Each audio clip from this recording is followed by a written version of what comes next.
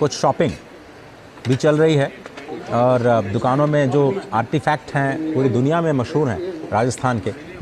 खूबसूरत नक्काशी के लिए राजस्थानी कला जो है और भीम यूपीआई जिसकी गूंज पूरी दुनिया में सुनाई दे रही है। डिजिटल पब्लिक इंफ्रास्ट्रक्चर का एक नया मॉडल जो भारत ने पूरी दुनिया को दिया। 2 मॉडल इस वक्त काम कर रहे हैं पूरी दुनिया में। एक मॉडल जिसमें प्राइवेट सेक्टर की कंपनीज़ कोई सलूशन देती हैं और दूसरा मॉडल भारत ने दिया कि आप पब्लिक सेक्टर की तरफ से एक डिजिटल प्लेटफॉर्म या इस प्लेटफॉर्म को बनाएं और उसके बाद उस प्लेटफॉर्म को सभी लोग इस्तेमाल करें। भीम यूपीआई एक ऐसा ही प्लेटफॉर्म जिसने डिजिटल पेमेंट्स के इतने सारे रिकॉर्ड बनाए कि पूरी दुनिया में एक अद्वितीय प्लेटफॉर्म के रूप में उभरा है।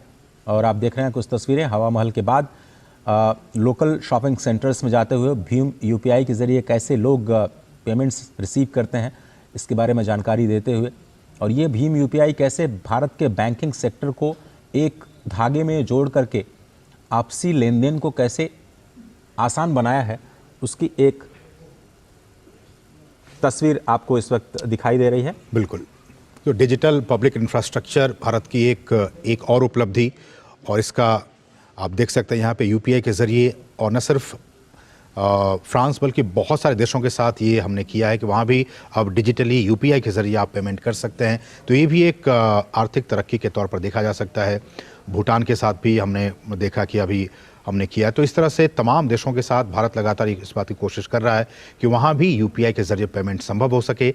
डिजिटल पब्लिक इंफ्रास्ट्रक्चर का ये एक बेहतरीन नमूना, एक बेहतरीन उदाहरण। और मुझे लगता है कि जब ये आर्टिफैक्ट को देख रहे हैं इस वक्त मेहमान राष्ट्रपति, शायद वो यूपीआई के ज़रिए अगर वो, मुझे लगता है कि शायद पेमेंट करें। उनके हाथ में मुझे अयोध्या का नवनिर्मित राम मंदिर प्रतिकृति मुझे दिखाई पड़ रही है।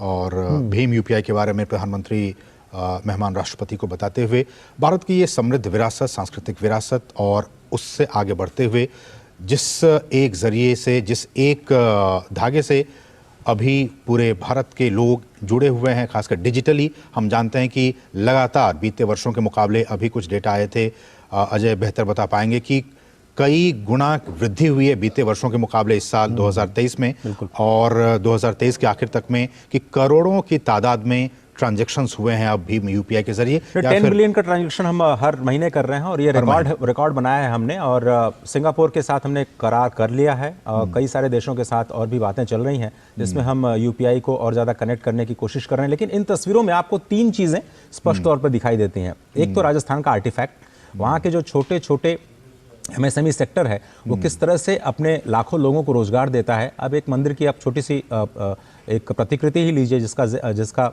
अवलोकन ये दोनों नेता कर रहे हैं, कैसे ये लाखों लोगों को रोजगार देता हुआ आर्टिफैक्ट पूरी दुनिया में अपनी जगह बना रहा है। और हम वोकल फॉर लोकल की बात करते रहते हैं प्रधानमंत्री लगातार, और खुद वो करके दिखाते हैं।